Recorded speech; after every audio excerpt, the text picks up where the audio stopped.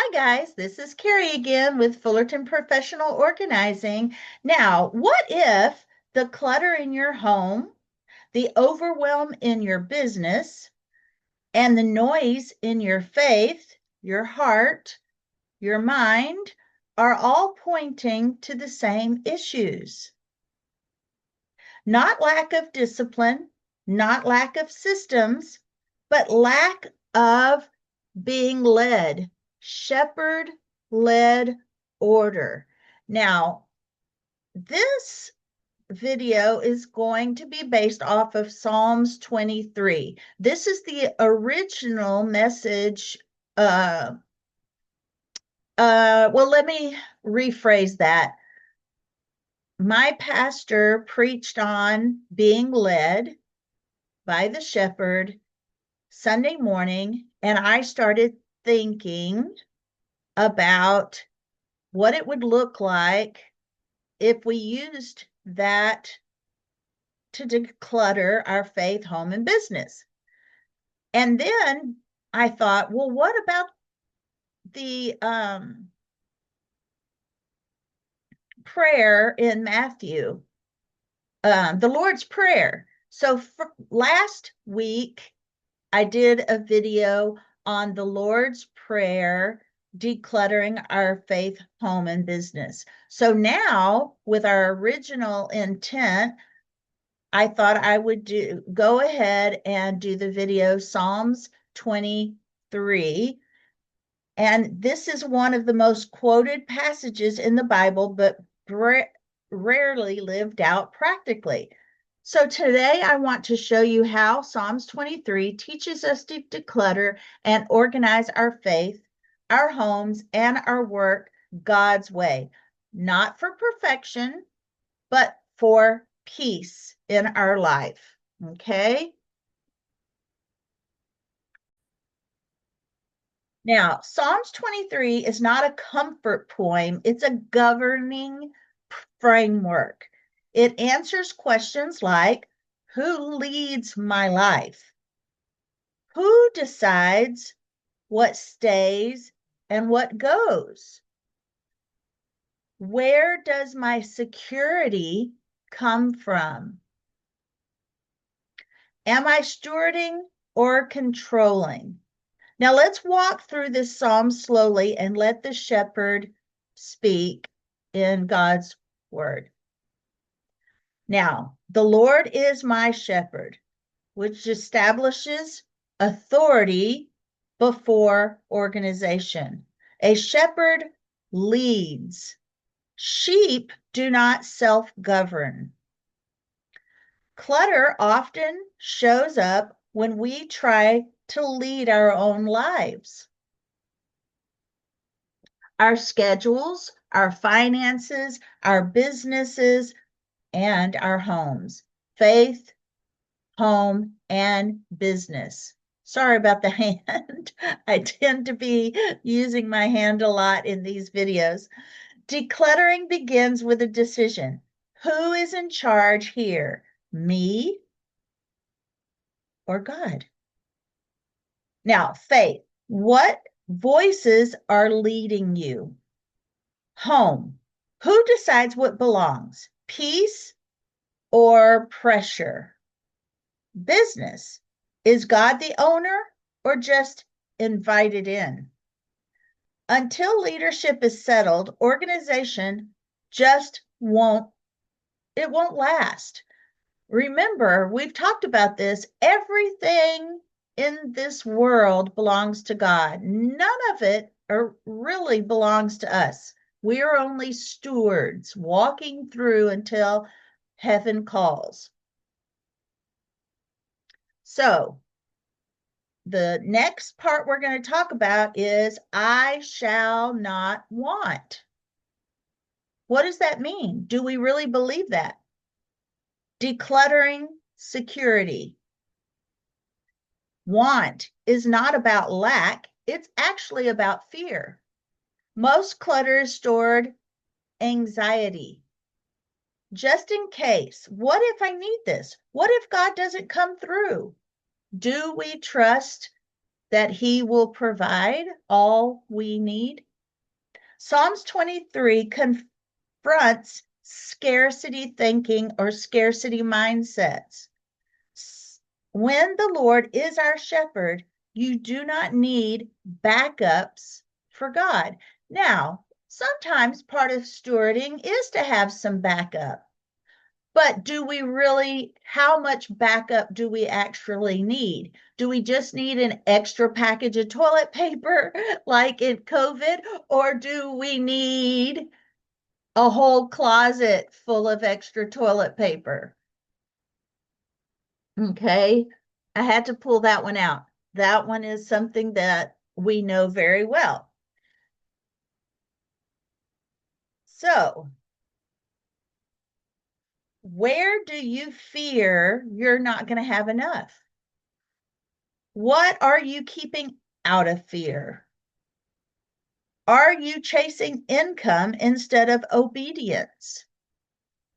Now, one of the things I have learned, and I've said this before, if some of you may have heard me say this before, but a lot of things in our home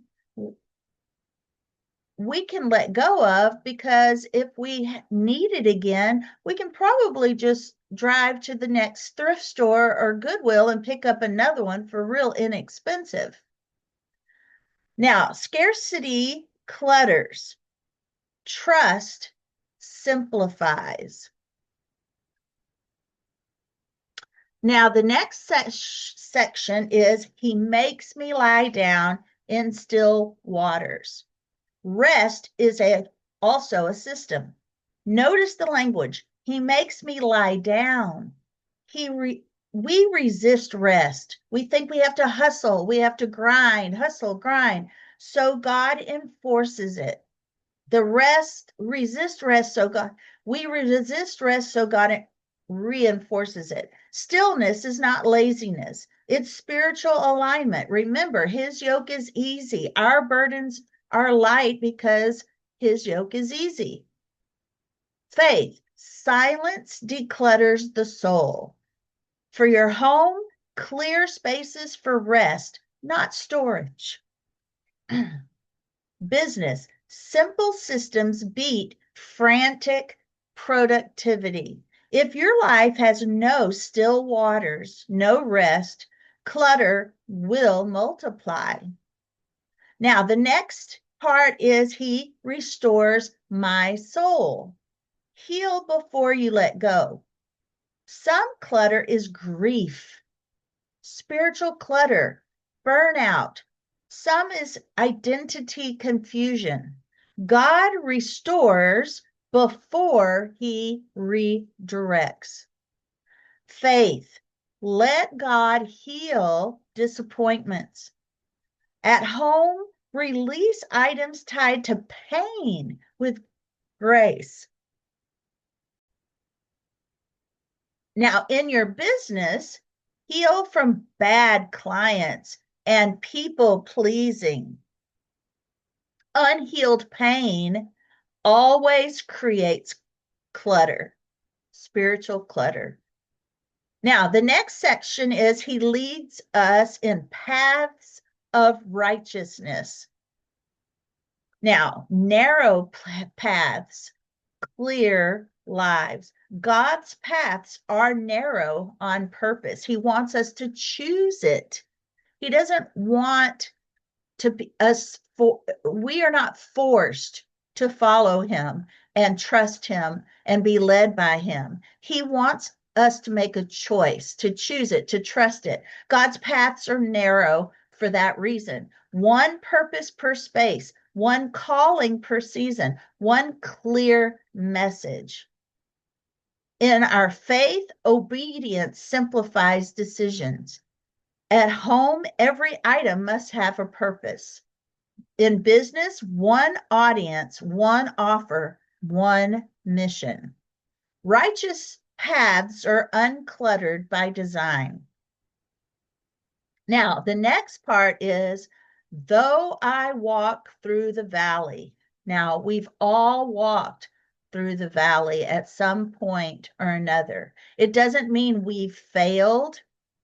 It just means we need to be led and to trust God through it, right? Trust during transitions. Decluttering often feels like loss. In the beginning, it feels like we're losing something. We're letting go of something that we want to keep. But valleys are not punishment, they're passageways. And in faith, God is closest in the surrender. In our homes, downsizing is not failure. In our business, pruning is preparation for what's to come. Fear clings and holds on. Faith releases. Trust releases. Now, the next section of the scripture is, you prepare a table. My cup overflows. Now, making space invites for provision. If there's no room, there's nothing that can be added to your life, right? Because there's no space, there's no capacity. God prepares tables, not storage units. Overflow comes after obedience, not before. Now, here's how we can apply that in our faith. God fills surrendered lives. In our home, clear space to host and bless others. Business is margin creates multiplication. God fills what we empty for him. If we keep it full of what we think it should be full of, we don't have any room for God to fill it with the things that really are important and that really matter. Because when he fills it, he'll fill it to overflowing in all the good ways. But we have to empty all the clutter, all the junk, all the things that don't matter in this season. Now, the next part of the scripture is, I will dwell in the house of the Lord, abiding over accumulating. Your goal is not a perfect home. It's not a packed, busy calendar. It's not some massive business.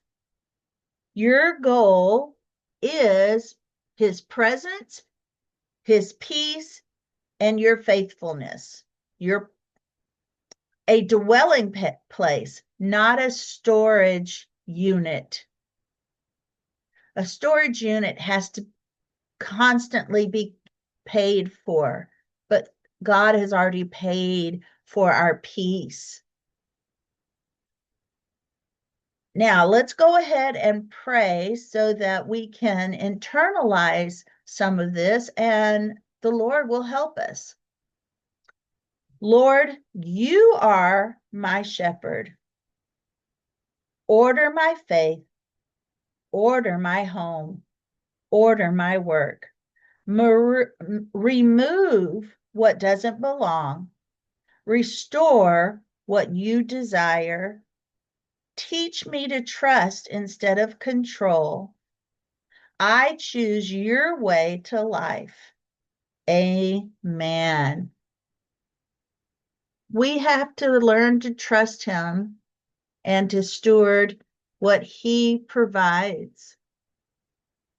So if this teaching spoke to you, like the video, give thumbs up, subscribe for faith-based life and home clarity, share it with someone feeling overwhelmed. If you want, next, watch the next video. And when you subscribe, it keeps you tuned in to the next video. All right, guys, I appreciate you. Thank you for watching. and I will see you on the next video.